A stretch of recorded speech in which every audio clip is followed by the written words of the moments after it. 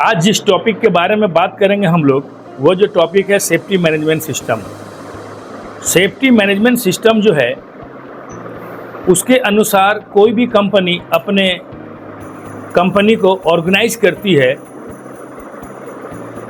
तो ओसा का स्टैंडर्ड ये है कि किसी भी कंपनी का एक अपना एम होना चाहिए, लोगों को जानकारियां दे और सारा जो भी जिसको भी रिस्पॉन्सिबिलिटी दे उससे कमिटमेंट भी ले कि वो अपनी रिस्पॉन्सिबिलिटी को सही तरीके से निभा सके। और हर कंपनी का एक अपना पॉलिसी हो और पॉलिसी बनाने के लिए कंपनी को कम से कम 3 चीज़ों का ध्यान रखना पड़ता है। सबसे पहले हमारे प्रीमिसेस में जितना भी काम होता है, हर काम का हैजार्ड आइडेंटिफिकेशन किया जाना चाहिए। हैजार्ड आइडेंटिफिकेशन किए जाने के बाद उसमें जितना भी रिस्क है, उन सारे रिस्क का अलग अलग तरीके से असेसमेंट किया जाना चाहिए। और असेसमेंट किए जाने के बाद तब हम लोग उसके हिसाब से वर्क प्रोसीजर बनाते हैं, काम करने का तरीका। क्योंकि जब तक ये दोनों चीज़ नहीं करेंगे हम उसमें प्रिकॉशनरी मेजर्स नहीं डाल सकते। तो प्रिकॉशनरी मेजर्स डालने के लिए ये दोनों चीज़ करना पड़ता है। तो ये जब दोनों चीज़ करेंगे तब जाके वर्क प्रोसीजर बनाएंगे, काम करने का तरीका। और काम करने के तरीका बनाने के बाद हैजार्ड आइडेंटिफिकेशन, रिस्क असेसमेंट और वर्क प्रोसीजर बनाने के बाद तब जाकर के कंपनी अपनी पॉलिसी बनाती है कि हमारा क्या पॉलिसी है, हम किस पॉलिसी के आधार पे अपने ऑर्गेनाइजेशन को क्या करेंगे, रन करेंगे, और हमारा उस पॉलिसी में क्या क्या एम है। ये जो सिस्टम है, ये सिस्टम क्या है कि ज़्यादातर इंडस्ट्रीज इसी आधार पे चलता है, जिसे हम बोलते हैं प्लान डू चेक एक्ट। क्या बोलते हैं? Plan do check act.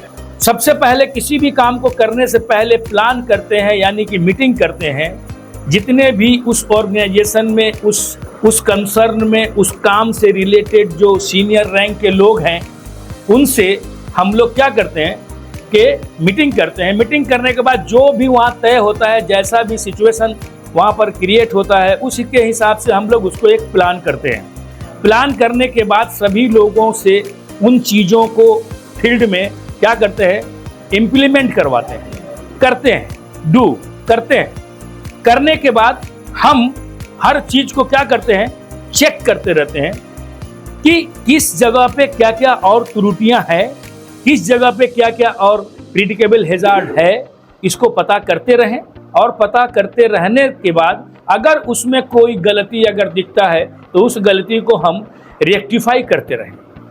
और रेक्टिफाई करते हुए कभी कभी ऐसा भी होता है कि कुछ ऐसा हैजार्ड है जो बार बार वहाँ पर क्रिएट हो रहा है, चाहे कुछ ऐसा एक्टिविटीज़ है जिसमें कुछ वर्कर बार बार एक ही गलती को अगर कर रहे हैं, तो उस चीज़ को हम लोग फिर से एक्शन लेकर के प्लान में शामिल कर देते हैं। तो ये जो सर्कल है प्लान डू चेक एक्ट, ये सर्कल हमेशा चलते रहता है।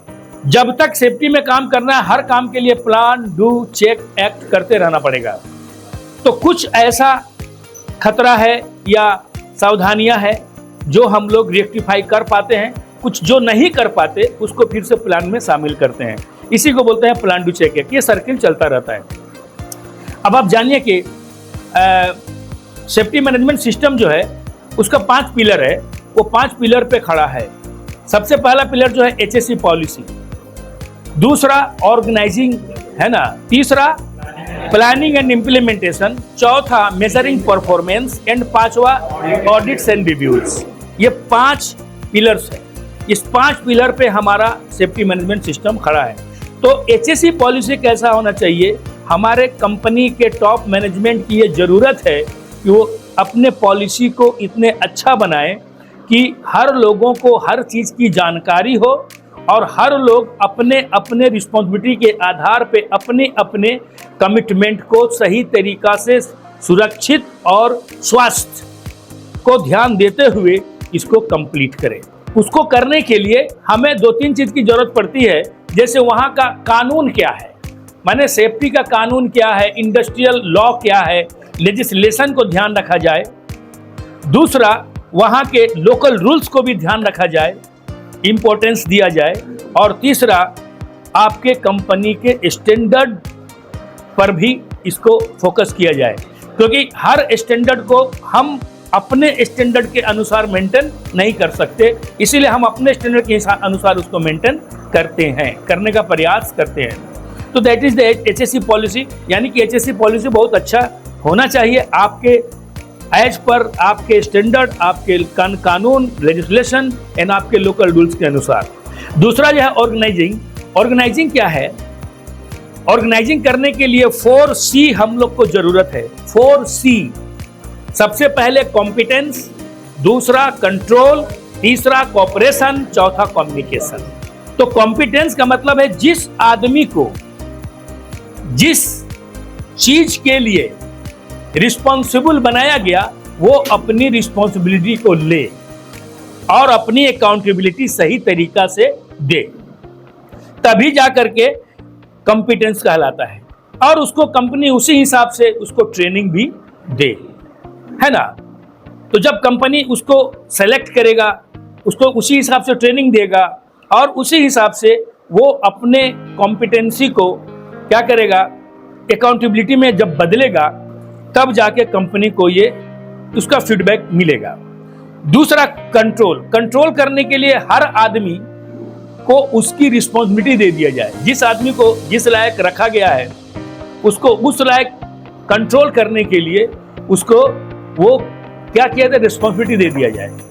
अभी इसमें क्या होता है देखिए, हर आदमी का अपना अपना अंदर इंटरनल अपना अपना अकाउंटेबिलिटी होता है। हर आदमी एक जैसा रिस्पॉन्सिबल होगा जरूरी नहीं है। इसलिए हम जब तक किसी को उसका कॉम्पिटेंसी नहीं देंगे, उसको उसकी रिस्पॉन्सिबिलिटी नहीं देंगे, तब तक हमें उसके अकाउंटेबिलिटी के बारे में पता नहीं चल पाता। इसीलिए हर आदमी को उसकी अपनी रिस्पॉन्सिबिलिटी दे देंगे, देने के बाद उसकी जवाबदेही है उस काम को करने की कि वो किस तरह से ऑर्गेनाइज करे और किस तरह से इसको हमें करके दे। हो सकता है कभी कभी ऐसा भी कि हम जिसको जो सोच करके दिया कि ये बहुत अच्छा काम करेगा, वो उतना अच्छा काम नहीं कर पाया, ऐसा भी हो सकता है, क्योंकि उस आदमी के अंदर उतनी अकाउंटेबिलिटी ही नहीं है, जिम्मेदारी ही नहीं समझता है अपने आप को। लेकिन बहुत ऐसा आदमी होता है जिसको हम जो सोच के दिए कि वो आदमी ये काम को मोटा मोटी माने जनरल तरीके से कर सकता है, लेकिन उसने जब अकाउंटेबिलिटी निभाई अपनी, तो हमें समझ में आया कि वो बहुत ही रिस्पॉन्सिबल आदमी है, बहुत ही अकाउंटेबल आदमी है। तो उसके बारे में हमें पता चला कि ये आदमी जो है बहुत परफेक्ट किसी भी काम को कर सकता है। तो ये कंट्रोल करने के लिए हमें उसकी अकाउंटेबिलिटी देनी पड़ेगी, तभी जाकर के हमें पता चलेगा कौन आदमी कितना अकाउंटेबल है और कौन आदमी कितना अच्छे से कंट्रोल कर सकता है। तीसरा जो है कोऑपरेशन। कोऑपरेशन जो है हमें वर्कर के साथ वर्कर जैसा, स्टाफ के साथ स्टाफ के जैसा, मैनेजमेंट के साथ मैनेजमेंट जैसा, क्लाइंट के साथ क्लाइंट जैसा, यहाँ तक कि थर्ड पार्टी के साथ थर्ड पार्टी के जैसा कोऑपरेशन करना पड़ेगा। काहे कि जब जैसा है उसी हिसाब से हमें कोऑपरेशन देना होगा, तभी जाकर के हम उस काम को करा पाने में स्वास्थ्य और सुरक्षित तरीके से संभव हो सकते हैं और सफल हो सकते हैं। तो इसके लिए आपको कोऑपरेशन बहुत जरूरी है। और चौथा जो है कम्युनिकेशन। कम्युनिकेशन का मतलब होता है वार्तालाप करना, एक दूसरे को सही तरीके से समझना और सही तरीके से बातचीत के द्वारा इस काम को संपन्न कराना। तो कोऑपरेशन जो है, कम्युनिकेशन जो है, ऐसा भी हो सकता है कि कभी कभी लिंग्विस्टिक भी हो, नॉन लिंग्विस्टिक भी हो, यानी कि आपकी भाषा को हम समझ पा रहे हैं लेकिन हमारी भाषा को आप नहीं समझ पा रहे हैं। तो इसके हिसाब से हम लोग क्या करते हैं, एक जनरल वहाँ पर प्रिकॉशनरी मेजर्स निकालते हैं और उस हिसाब से हम लोगों को उस तरह से समझाने का प्रयास करते हैं जिससे कि वो समझ जाए। इसके अलावा सामने इंसान को रख के समझाने का प्रयास करते हैं, पोस्टर लगाते हैं, बैनर्स लगाते हैं, लीफलेट्स लगाते हैं, देते हैं लोगों को वीकली। और हम लोग क्या करते हैं कि इसके लिए लोगों को बीच बीच में ट्रेनिंग और ये सारा चीज़ों का भी प्रबंध कराया जाता है, जिससे कि सही तरीक़ा से ये कम्युनिकेट हो सके और वो अपने कार्य को करने में सही तरीक़ा से सफल हो सके। तो ये है कम्युनिकेशन। तो ये 4C जो है बहुत इंपॉर्टेंट है किसी भी काम को ऑर्गेनाइज करने के लिए। चौथा जो है मेजरिंग परफॉर्मेंस। मेजरिंग परफॉर्मेंस करने के लिए, मेजर करने के लिए, अब जब लोग सबको उनकी रिस्पॉन्सिबिलिटी, कम्युनिकेशन सब कुछ करा दिया गया, तो अब सब लोग जब काम को करेंगे तो उनके परफॉर्मेंस को मेजर करेंगे, आकलन करेंगे कि कौन किस तरह से अपनी अकाउंटेबिलिटी को निभा पा रहा है। सही तरीके से अगर निभा पाता है तो उसके लिए दो तरह का चीज है, जैसे प्रोएक्टिव और रिएक्टिव, ठीक है ना, प्रोएक्टिव एंड रिएक्टिव। तो प्रोएक्टिव क्या है? हम लोग देखिए सेफ्टी में जो भी चीज इंप्लीमेंट करते हैं, जो भी चीज इंप्लीमेंट करते हैं सेफ्टी में, सबसे हम लोग प्रोएक्टिव करते हैं। क्योंकि हम लोग कोई भी इंसान काम करने गया उसको सबसे पहले क्या करते हैं कि उसको हम लोग ट्रेनिंग करवाते हैं। ट्रेनिंग करवाने से पहले सारा पीपीई दे देते हैं। ये क्या है? प्रोएक्टिव है। अब ऐसा तो नहीं है कि हाथ कटेगा तो ग्लव्स देंगे, सर फटेगा तो हेलमेट देंगे, ऐसा नहीं है। हम लोग हर मेजरिंग परफॉर्मेंस के पहले हम लोग उसको सारा पीपीज और सारा ट्रेनिंग वगैरह दे देते हैं कि आने वाले वक्त में जब ये काम करने जाए तो ये सुरक्षित रहे। तो ये सारा प्रोएक्टिव एक्शन हम लोग लेते हैं। लेकिन इसके बावजूद भी छोटा मोटा एक्सीडेंट होता रहता है। ये छोटा मोटा जो एक्सीडेंट होता है ये क्यों होता है? क्योंकि इंसान कभी कभी अपने सेंस से आउट हो जाता है किसी वजह से। किसी को एंगर है, गुस्से में है, कोई थक गया है, अलग अलग सबके साथ अलग अलग सिचुएशंस होता है, उसके हिसाब से हो जाता है, एक्सीडेंट भी हो जाता है छोटा मोटा। तो उस एक्सीडेंट को होने के बाद हम जो एक्सीडेंट इन्वेस्टिगेशन करते हैं, और एक्सीडेंट इन्वेस्टिगेशन करने के बाद उस एक्सीडेंट इन्वेस्टिगेशन में जो रूल्स पता चला, जो कारण पता चला एक्सीडेंट होने का, उस एक्सीडेंट को नहीं होने के लिए जो हम फिर से उसमें अपना एफर्ट लगाते हैं कि इस तरह का फिर यहाँ दोबारा इस तरह का कोई भी ऐसा सिचुएशन ना हो, तो वैसे कामों को करने के लिए, यानी कि जिस कारण से एक्सीडेंट हुआ वो कारण अब दोबारा इस जगह में नहीं क्रिएट हो, इसके लिए हम लोग रिएक्टिव मॉनिटरिंग करते हैं। तो ये कभी कभी होता है रिएक्टिव मॉनिटरिंग, जब कभी किसी वजह से अगर वहां पर कुछ ऐसा हो गया एक्सीडेंट, तो उसके बाद ये रिएक्टिव मॉनिटरिंग हम लोग करते हैं। तो रिएक्टिव मॉनिटरिंग में आपको जो भी चीज हुआ उसको फिर दोबारा ना हो, इसके लिए हम क्या प्रिकॉशनरी मेजर्स ले कि फिर ये चीज हमारे साइट पर कहीं पर भी दोबारा क्रिएट ही नहीं हो, तो इसको बोलते हैं रिएक्टिव। तो ये परफॉर्मेंस था।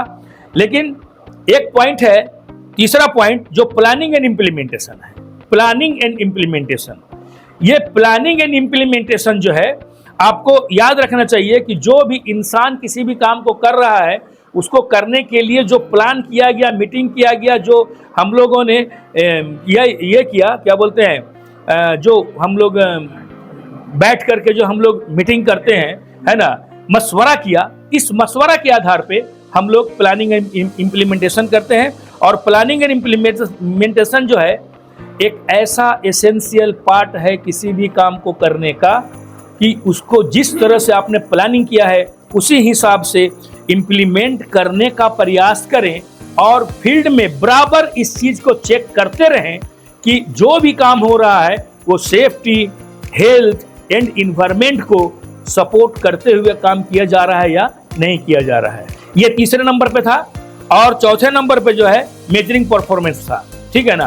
तो अब पांचवें नंबर पे जो है, पांचवा पिलर, वो जो पिलर है उसको हम लोग कहते हैं सेफ्टी ऑडिट्स एंड रिव्यूज। अब रिव्यू हमको जैसा मिल रहा है, जैसे कि बहुत ऐसा चीज है कि हम बार बार उसको समझा रहे हैं, बार बार वो गलती कर रहा है, बार बार समझा रहे हैं, बार बार वही गलती हो रहा है, तो इसको हम लोग क्या करते हैं, फिर से रिव्यू करते हैं और इसको हम लोग प्लानिंग में शामिल कर देते हैं, ऑडिट्स करके प्लान में फिर से शामिल कर देते हैं। तो ये जो है आपका 5 तरह का HSE management, safety management system के जो है ये 5 पिलर पर टिका हुआ था, जिसके बारे में मैंने आपको आज पूरी अच्छे तरीके से बताया, और हमें उम्मीद है समझ में आ गया होगा, ठीक है ना, सेफ्टी मैनेजमेंट सिस्टम। तो इस तरह से हम लोग जो है सेफ्टी मैनेजमेंट सिस्टम को अपने फील्ड में अच्छे तरीके से ऑर्गेनाइज कर पाने में सक्षम होते हैं। Okay, thank you. Techno Institute of Technical Training, आपकी उड़ान ही हमारी पहचान। अगर आप में हुनर है तो ही आपकी कदर है, और युवाओं को हुनरमंद बनाने की हर संभव कोशिश Techno Institute of Technical Training के द्वारा जारी है। तो करिए अपने उज्जवल भविष्य की तैयारी Techno Institute of Technical Training के साथ। इस ट्रेनिंग इंस्टीट्यूट में बहुत सारे शॉर्ट टर्म सर्टिफाइड ट्रेनिंग कराए जाते हैं, जैसे कि PLC एंड SCADA प्रोग्रामिंग, instrument engineer, instrument technician, electrical engineer, electrical technician, HVAC engineer, HVAC technician, BMS technician, BMS operator, CCTV technician, fire alarm technician, safety officer, NEBOSH, crane, excavator और JCB operator. ये सभी technical courses रोजगार के अवसर प्रदान करते हैं। टेक्नो इंस्टीट्यूट में 100% हैंड्स ऑन प्रैक्टिकल ट्रेनिंग कराई जाती है और 100% प्लेसमेंट भी दिया जाता है। आज टेक्नो के छात्र देश विदेश के बहुत सारे कंपनी में कार्यरत है। Techno Institute of Technical Training government registered, ISO certified और अंतरराष्ट्रीय मान्यता प्राप्त इंस्टीट्यूट है। हमारे यहाँ smart classroom, qualified faculty, theory and practical class, hostel की सभी सुविधा है, जिससे बच्चे अपने कैरियर की तैयारी शानदार तरीके से करते हैं। हम उचित काउंसलिंग के जरिए युवाओं को मोटिवेट भी करते हैं। तो देर किस बात की, ज्वाइन करें। हमारा पता Techno Institute of Technical Training, Mango, Jamshedpur, Jharkhand.